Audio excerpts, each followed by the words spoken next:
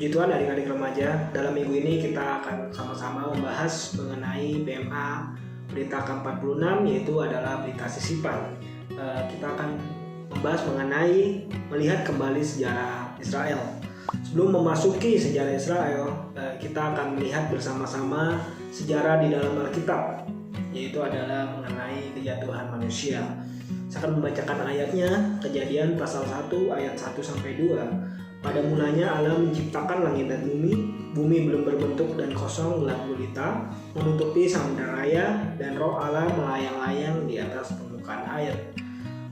Saudara-saudari remaja, dalam ayat 2 dikatakan bumi belum berbentuk, kosong, gelap gulita, menutupi samudera raya. Di sini kita bisa melihat bahwa bumi menjadi sia-sia karena kejatuhan iblis.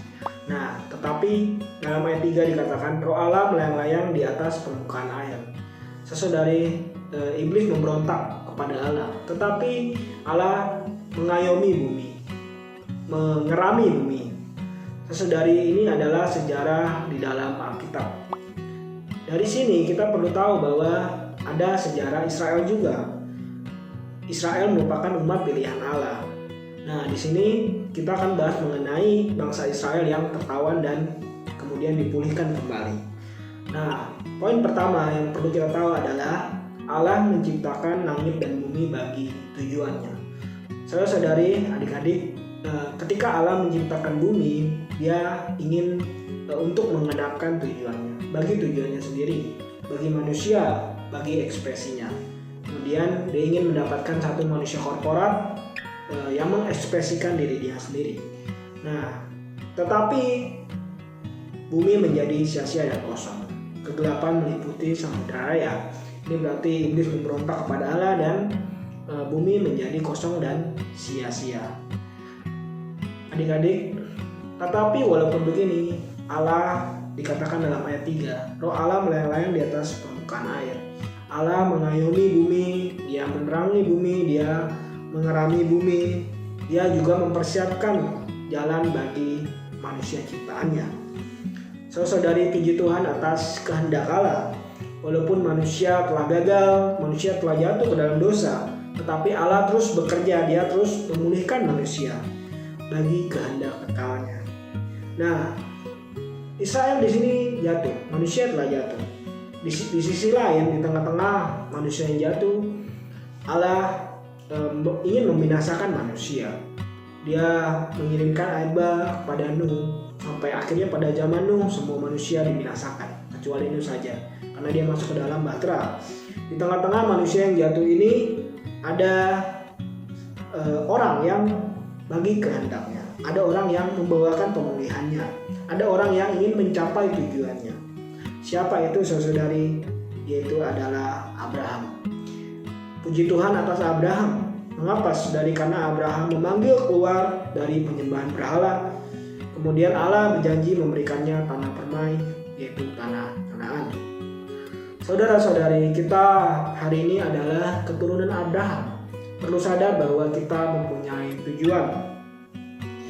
Remaja terkasih, ya kan? Di sini kita tahu Israel jatuh ke dalam dosa. Mengapa? Kemudian Israel tertawan, saudari. Israel tertawan. Mengapa dia tertawan? Karena dia menyembah berhala. Kemudian Israel juga mengambil upeti-upeti dari Raja Asyur pada zaman Raja Hosea. Raja Hosea, Allah berdaulat, Israel dikalahkan. Raja Hosea kalah dan dia tunduk pada Raja Asyur. Tetapi di tengah ketundukannya ini, dia merencanakan pemberontakan. Maka dari itu Allah berdaulat bahwa Raja Asyur mengalahkan dia. Kemudian lagi dalam keturunan Yehuda, yaitu adalah Raja Zedekia. Zedekia ini dia kembali kalah, dia acuh tak acuh. Raja Yehuda ini, saudari, dia kembali menyerang Raja Kasdim, tetapi dia kalah lagi sama Raja Kasdim ini. Ya akhirnya dia tunduk dan dikirim ke Babel. Babel di sini ya mereka campuran dengan orang yang bukan Yahudi. Akhirnya umat Yahudi menjadi campur, Yahudi Mesir, Yahudi Asyur, dan Yahudi Babel. Saudara-saudari, di sini kita bisa melihat sejarah penting, yaitu adalah mengenai kejatuhan bangsa Israel. Israel tertawan, tetapi di sini ada Nabi Yeremia. Dia menangis di Gunung Sion dan doa kepada Tuhan. Tuhan memberikan penghiburan, Allah memberikan penghiburan kepada si Yeremia ini. Dan Allah memulihkan keadaan bangsa Israel itu sendiri. Saudara-saudari, kita adalah lambang dari Israel itu sendiri. Dalam perjanjian baru ini, kita semua adalah lambang dari Israel. Dalam Roma pasal 12 ayat 2, janganlah kamu menjadi serupa dengan dunia ini, tetapi berubahlah oleh pembaruan budimu, sehingga kamu dapat membedakan mana yang kehendak Allah, apa yang baik, yang berkenan, dan yang sempurna. Saudara-saudari, Israel adalah lambang dari kita hari ini. Karena itu kita sadar bahwa kita adalah umat pilihan Allah.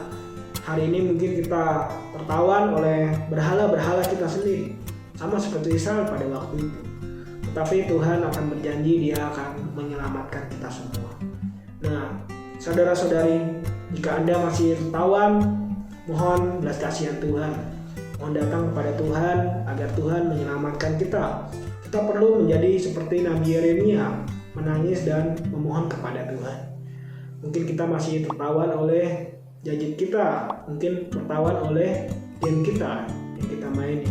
Saudara-saudari, bermain game tidaklah salah, tetapi ketika kita menjadikannya satu hal yang utama, saudari, ini akan menjadi berhala kita, dan ini akan menjadi menggantikan Allah di dalam diri kita. Saudara-saudari, puji Tuhan atas Allah yang berjanji akan melepaskan kita. Kemudian ada YouTube. Zaman sekarang sudah canggih, saudari. Tetapi kita sebagai umat pilihan hari ini, kita tidak boleh tertawan, saudari. Ketika kita melihat sejarah Israel, perlu belajar dari sejarah itu. Sejarah ini adalah untuk kita pelajari bersama-sama. Saudara-saudari, puji Tuhan. Sampai di sini beritanya. Saya akan mengajak kita sama-sama berdoa. Tuhan Yesus, terima kasih untuk dirimu sendiri yang menjadi pengorbanan bagi setiap kami. Tuhan, biarlah hari-hari kami menuju pada kehendak-Mu, tidak tertawan lagi. Tuhan, mungkin kami tertawan oleh gadget kami, game yang kami maini, dan juga hal-hal yang lain menjadi berhala kami. Tuhan Yesus, selamatkanlah kami. Tuhan, kami ucap syukur padamu.